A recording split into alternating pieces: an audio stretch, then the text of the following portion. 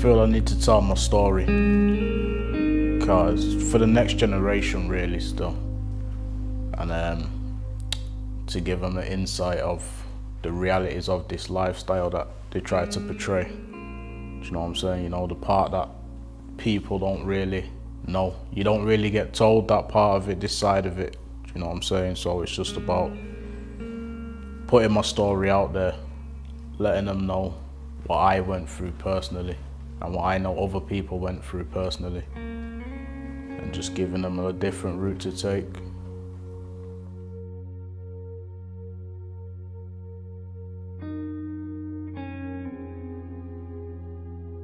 Brief background of the areas, like you said, South Manchester, Moss Side, Old Trafford, Fallowfield, Longside, all them areas. There's two main gangs in them areas, which was Gooch and Dodderton. And you had like a lot of offshoots from that.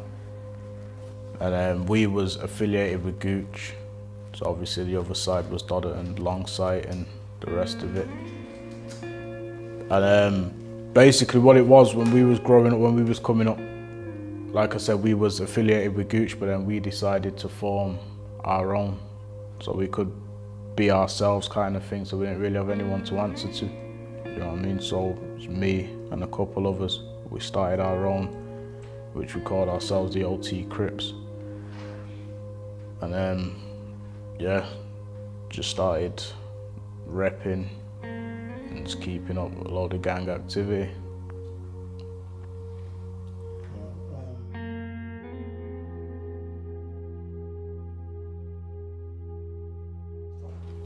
At them times, with anything that's like, obviously like I said, I used to roll with certain of the older ones from about the age of 14, 15 I'd say.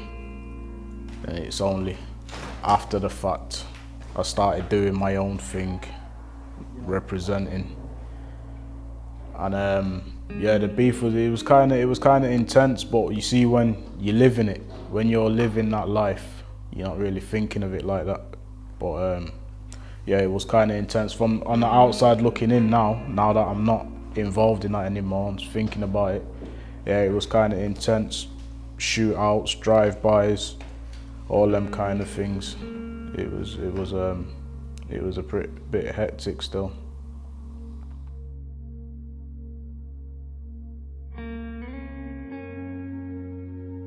2006, what I ended up going to jail for, it was a shooting. Because basically what's happened, a few of the younger lot from me, they seen us doing certain things like taking off doors and getting car keys and taking people's cars and all them kind of things. So they started doing it, but where we used to go out of the area to do it, they was doing it in the local area. So they must have done it to the wrong person. And one of her relatives has come and approached me because he knew it was my people. So he's come and approached me. So me and him have got into an argument. He's saying we think we're bad because we got guns and rare. So then basically what happened then is, I just waved it off. I didn't think nothing of it. I had something on me. I had a gun on me at the time. But I was just thinking, you know what, it was just a small 2.5 little keyring thing. So I'm saying to my man, you know what, you don't even want it, car. Realistically, I could just done you now. So I've just left it as that. Then later on, that's when he phoned me and said he's coming to my mum's house and whatever else, started making threats, and from that we ended up going there, and he ended up getting, but he didn't even get shot, his cousin got shot.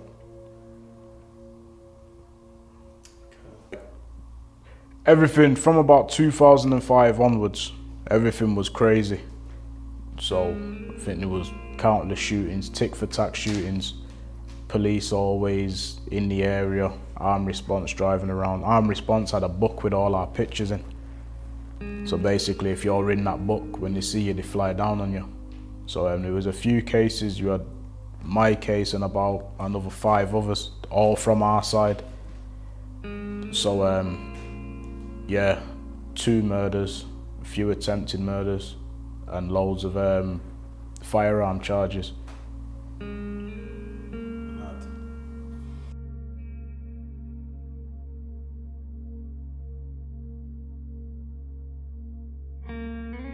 I had two separate cases. I had a shooting case and then a robbery case. So on the shooting one, it was just me and another man. But on the robbery one, it was me and 4 others.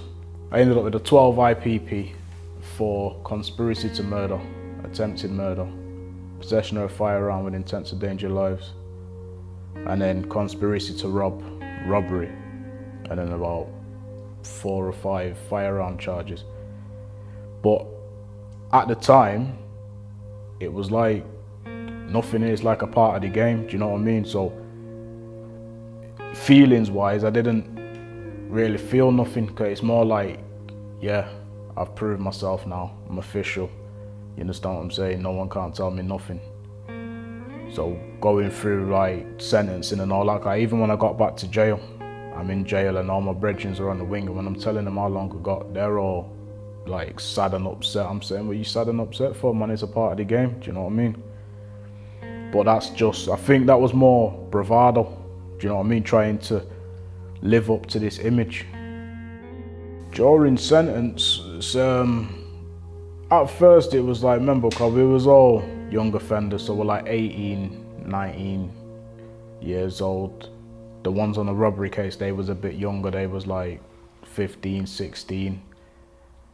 And yeah, it's more just, everyone's just on this, it's more immature, and do you know what I mean? It's only as time's gone on now, that's when everyone more starts to do their own thing. Do you know what I mean? And then people might fall off, or the letters slow down and the visits slow down and all them kind of things.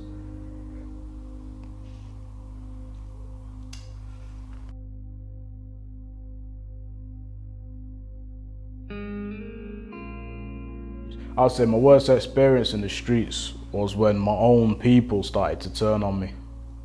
I'd say that was my own worst experience in the streets. It's like, I started getting a lot of attention.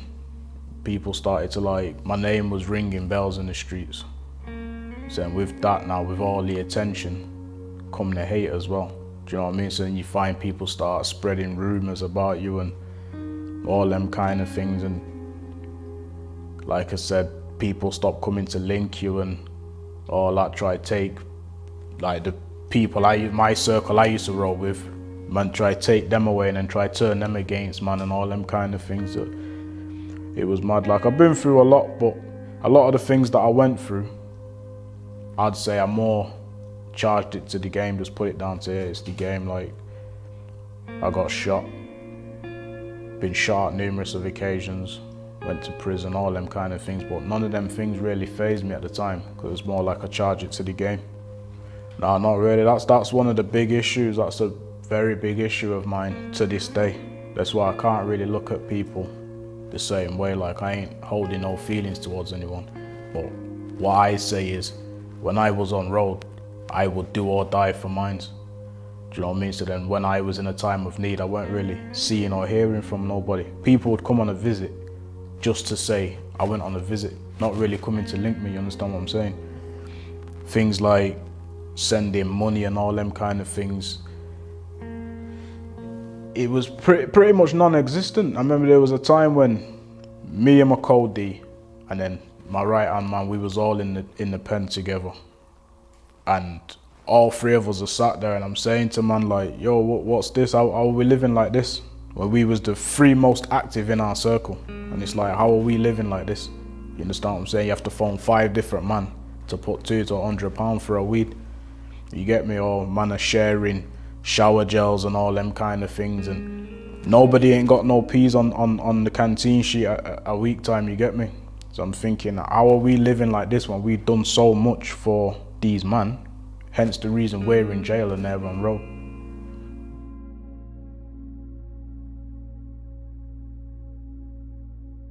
For me, the thing that hit me the most, cause when I first went to jail, I remember when I first landed in jail, I sat and I said to my co-D, I said, you know what, we're on a big charge. I'm saying if I don't get to see my gran again, the people that are responsible for putting me in there, somebody's gonna die. You understand what I'm saying? And then years down the line, 2012, my gran actually passed away. So then that's when I'm sat there and I'm thinking to myself, like, what am I gonna do here now? Am I gonna stick to what I said? Or am I gonna just turn it around and make her proud? You get me? Cause all them kind of things. I tried putting for the funeral, they refused me. All these kind of things, even like getting an order of service sent in, it's going missing in the post. All these little games are being played. You get me? So I think that was the darkest time for me in jail.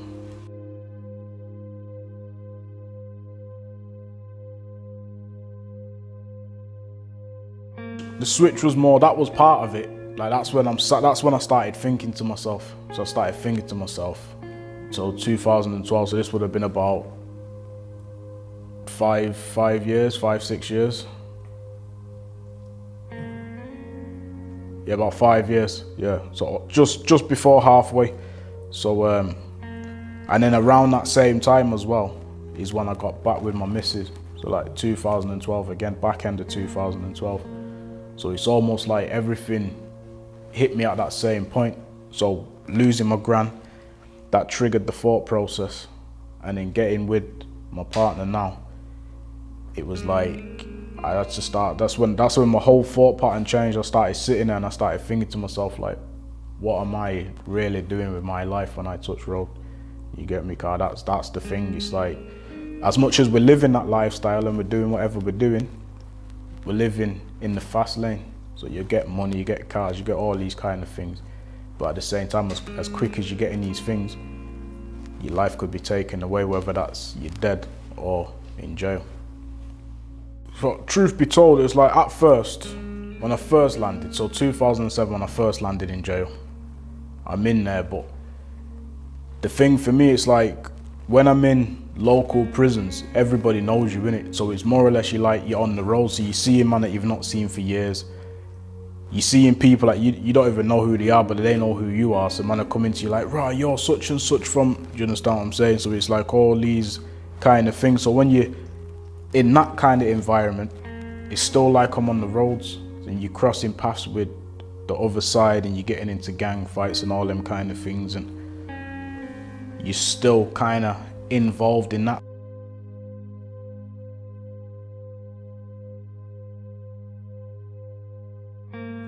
I got moved from that prison to another prison. So when I was 19, I ended up in Strangeways.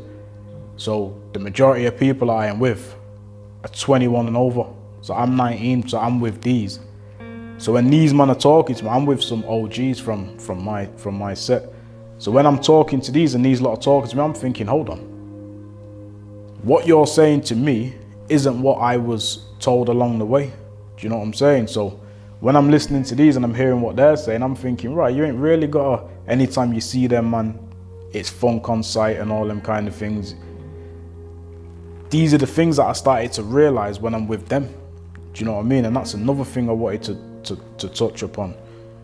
It's like when we're coming up in the game, so think about it like 13, 14 years old, and then you've got the man them above you that are like, I say 18, 19, and they're teaching you to be a savage.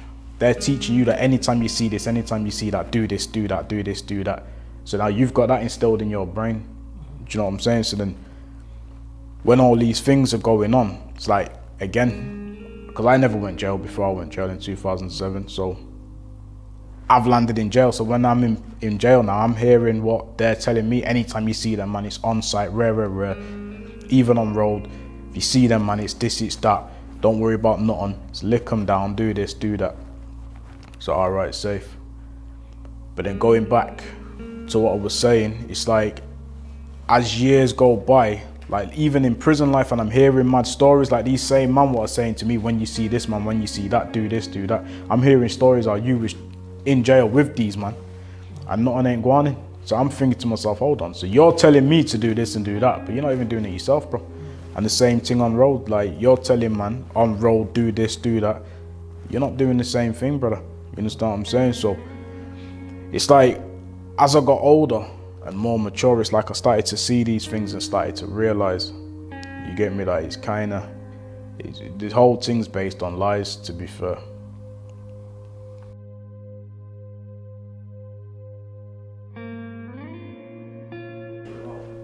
Yeah, no, it was mad, cause I went to open prison, so for my last year, so 2018, I went to open prison. So while I'm in open prison, that was a mad environment anyway, cause there's no walls, there's no fences, no nothing. So when I'm in there, it's kind of mentally preparing me for the outside world.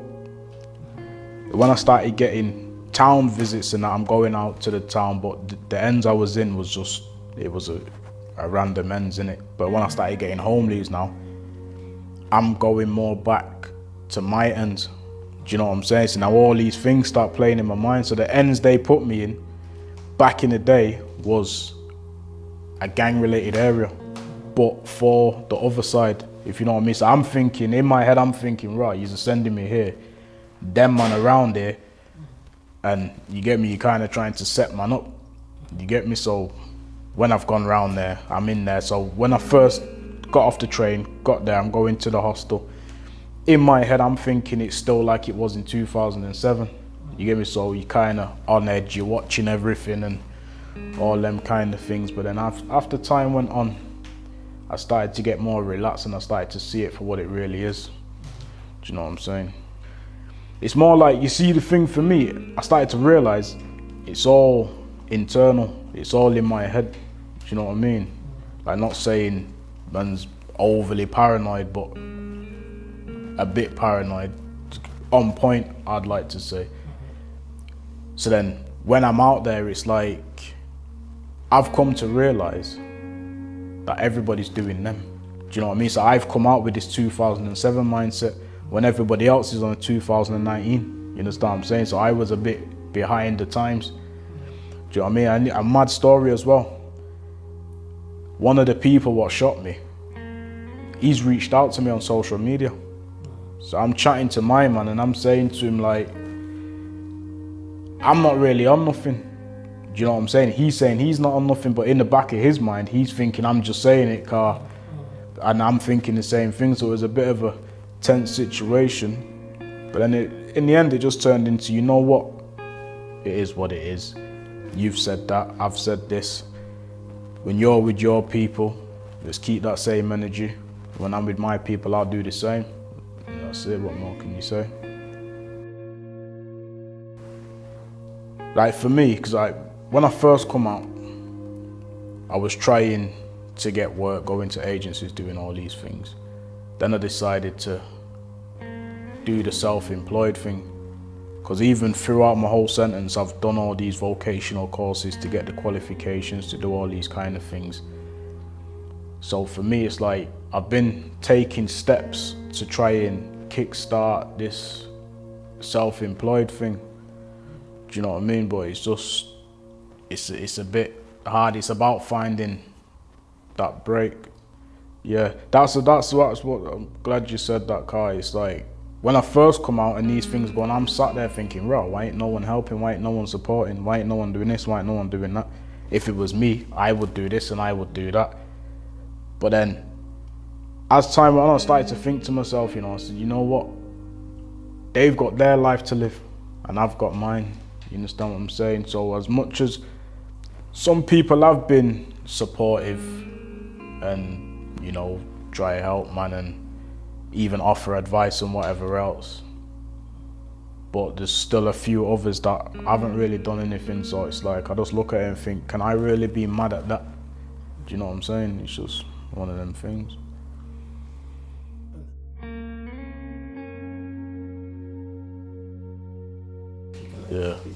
Yeah, because like I said, I was in open jail before I come out, so my home leaves and whatever else. So when I've come out now is when I found out that my partner's pregnant. So we're going through all that. The baby was due I came out in November. I think the baby was due in like March. So we was just chilling, everything's just chilling, just, everything's all happy, excited and all them. And then one day she started getting pain, so I'm thinking, right, what's up, you get me? So I think somebody said to me, you need to get a test, and then if it comes back positive, I don't know, some madness, it says she's in labor. So basically what's happened, she's in pain. It turns out she's in labor. So then where she's had to go, I can't go because of my exclusion zone. Part of my license conditions that I can't go into South Manchester or the city centre. Do you know what I mean? So I can't, if I go in there, I'm gonna get recalled. So where she needed to go, the hospital, was in my exclusion zone. Do you know what I mean? So I couldn't even go. So then she's gone. So I've gone back to the hostel. So I'm sat there thinking like, what's happening? You get me? Then that's when they found out the baby's come out and complications and just weren't breathing. So at first I used to sit and think to myself like, it's like everything happens to me. Everything happens to me. But then one friend that I actually met him in prison, and he's turned out to be like a true friend. My man saying to me, says, you know what? You're not faced with situations that you can't handle. You understand what I'm saying? Like every situation you're faced with, God knows you can handle. So all these little things that are going on, like you know you can handle it. Do you know what I mean? So you just got to keep that same mindset. And it's like, sometimes I sit there and I think, yeah, it's easy for you to say, innit, bro? It's easy for you to say, Kai, you're not really the one going through it. But then, as time goes on, I start to see it. I start to see these little things, and then it's mad. It's like, when I see someone else going through that same thing now, it's almost like, you know what? I find myself saying them same things to them. Like, you know what? It's true. It's hard right now, but then it gets better. It gets better, man.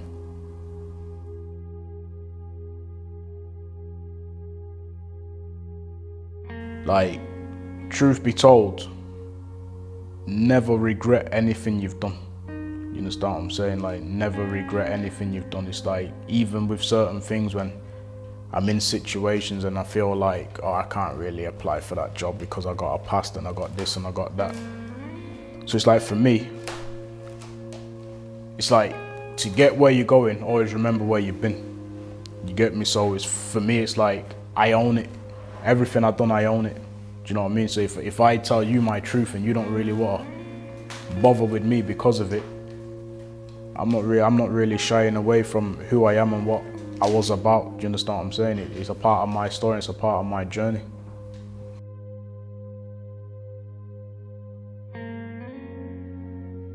Because it was a night shift. So he's saying, let's say he said, can you be there for 10 o'clock?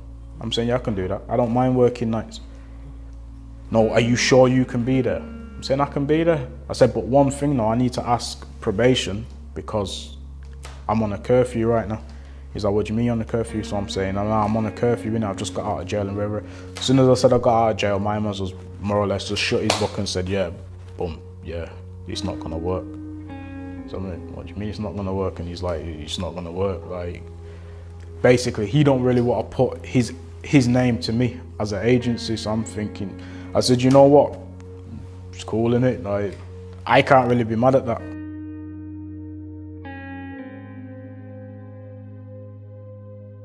I have them moments, I'd say. I used to have them all the time, but now they've started to fade a bit.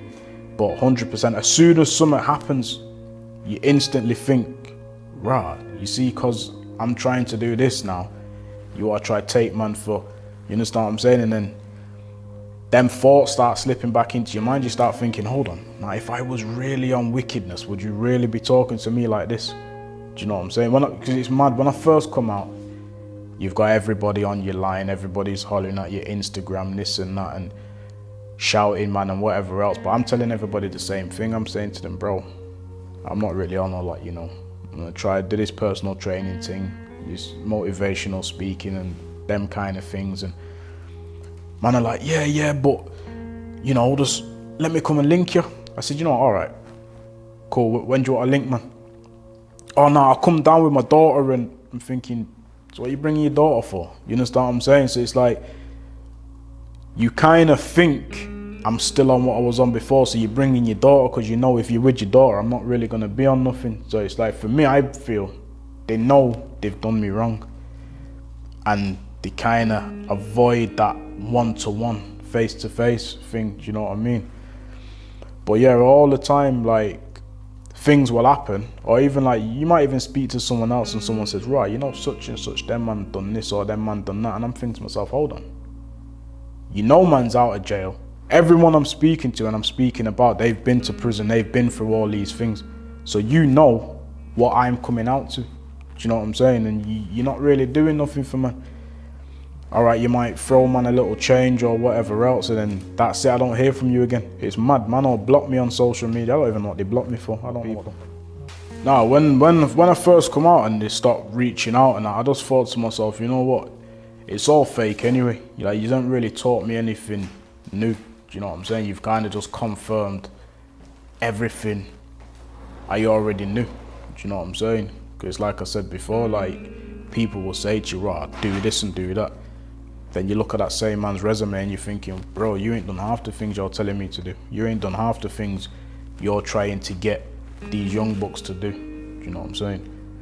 And that's one thing I'd like to say as well. It's like, people automatically assume that if you're in a situation, you got the elders telling you what to do.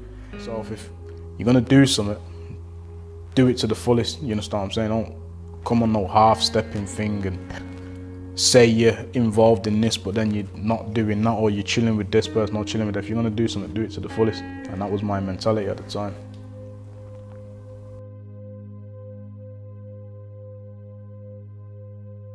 Yeah, no, it's mad. Like, it's almost like like you said, it's a brand new situation, so it's hard. Like, even little things like registering your business on company house and all them kind of things. Like, I'm thinking I can just get out of jail, say, look, I'm a personal trainer, make a website, do this, and then start earning dough. Do you know what I mean? But it's mad. It's hard. And then on top of that, I just sit there and I think to myself, I know for a fact I could make 2 phone calls now and be up. Do you know what I mean? So like, that's the tug of war what I go through on a lot of the time. It's like, I could make a phone call now and be up, and everyone around me is eating. Or I can stick to this and then not have to look over my shoulder, and then it's more rewarding. Do you know what I mean?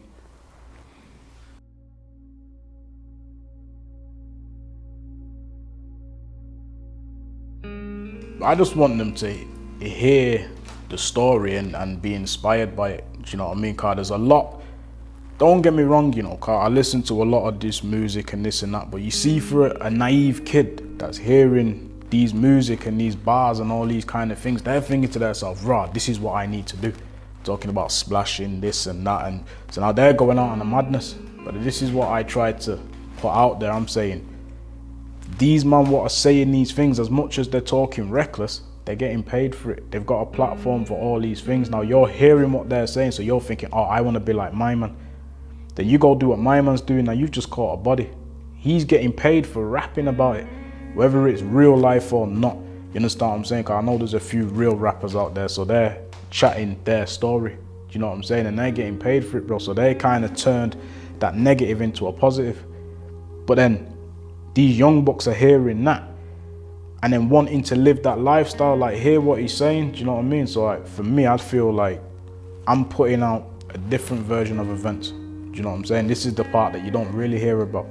You don't really hear about in jail, where you ain't got no dough and all them kind of things, and you and your brethren, them are sharing shower gel and all them kind of madness. You ain't hearing none of them things, but you might hear that, oh, I was in the pen with my man, you know, my man was benching 180 and that, yo, my man was doing this, my man knocked out my man, you understand what I'm saying? But you're not hearing the realities of it, bro.